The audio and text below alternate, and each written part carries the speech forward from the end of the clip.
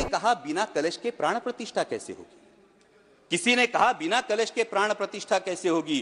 किसी ने कहा जब चुनाव ही प्राण हो तो सोचो कौन सी प्रतिष्ठा दांव पे लगी होगी। लोग तो कुछ कहेंगे, लोगों का काम है कहना, आप जन की बात मत सुनना, सिर्फ मन की बात करना। फिर भी खुश थे हम, 500 साल का सपना जो पूरा हो रहा था, हमारे अंदर का हिंदू भी पूरी तरह से जाग गया था। इस वास्तविकता ने झंझोड़नाक के बाद भी हम अंधभक्तों की तरह चलते गए। होश तो तब संभाला जब रामलल्ला के दर्शन हुए।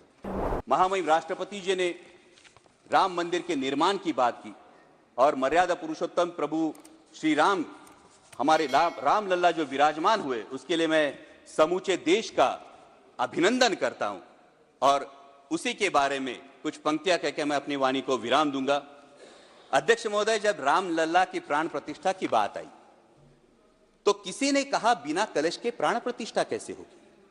किसी ने कहा बिना कलश के प्राण प्रतिष्ठा कैसे होगी? किसी ने कहा जब चुनाव ही प्राण हो तो सोचो कौन सी प्रतिष्ठा दांव पे लगी होगी। लोग तो कुछ कहेंगे, लोगों का काम है कहना, आप जन की बात मत सुनना, सिर्फ मन की बात करना। फिर भी खुश थे हम, 500 साल का सपना जो पूरा हो रहा था, हमारे अंदर का हिंदू भी पूरी तरह से जाग गया था। तो चल पड़े अयोध्या की ओर, रामलल्ला की दर्शन की आस लगाए। चल पड़े अयोध्या की ओर, रामलल्ला के दर्शन की आस लगाए। जो सामने नजारा देखा वो देखकर दंग रह गए। वो 3 मंजिले, 400 खंबे, 32 सीढ़ियां, जय श्री राम का नारा लगाते हुए हम सीढ़ियां चढ़ने लगे। रामलल्ला से क्या गुहार लगाए ये सोचने लगे। पहली सीढ़ी पर याद आई महंगाई, पहली सीढ़ी पर याद आई महंगाई, दूसरी पर देश में बढ़ती बेरोजगारी, तीसरी पर पत्रकारिता की चरण चुंबकता, चौथी पर सेंट्रल एजेंसीज की संदिग्ध भूमिका। हर सीढ़ी पर कुछ न कुछ याद आ रहा था, हर सीढ़ी पर कुछ न कुछ याद आ रहा था।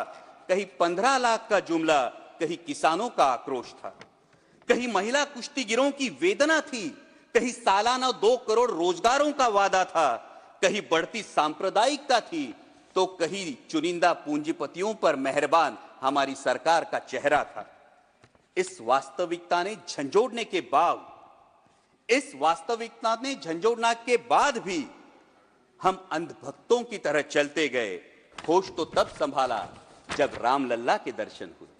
हमें नतमस्तक देख रामलल्ला मुस्कुराते हुए बोले, हमें नतमस्तक देख रामलल्ला मुस्कुराते हुए बोले, मैं कल भी था, आज भी हूं, कल भी रहूंगा। जितना इस मंदिर में हूं उतना ही तुम्हारे मन में रहूंगा। लेकिन याद रखना हमेशा मैंने त्रेता युग में रामराज जलाया था, तुम कलयुग में जीते हो जहां संविधान ने गणराज जलाया है। धर्म समाज का किनारा जरूर है, धर्म समाज का किनारा जरूर है, लेकिन देश एक बहती धारा है।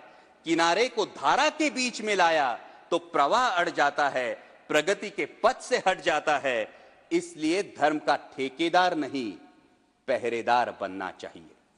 इसलिए धर्म का ठेकेदार नहीं, पहरेदार बनना चाहिए। तुम रहो न रहो, वो रहे न रहे, ये देश रहना चाहिए, देश का संविधान रहना चाहिए, देश का लोकतंत्र रहना चाहिए। नमस्कार, मैं हूं मानक गुप्ता। अगर आपको हमारा ये वीडियो पसंद आया हो तो इसे लाइक और शेयर जरूर करें और हाँ, हमें सब्सक्राइब और फॉलो करना ना भूलें ताकि आप देश और दुनिया की कोई खबर मिस ना करें। तो जुड़े रहिए हमारे साथ और देखते रहिए न्यूज़ 24।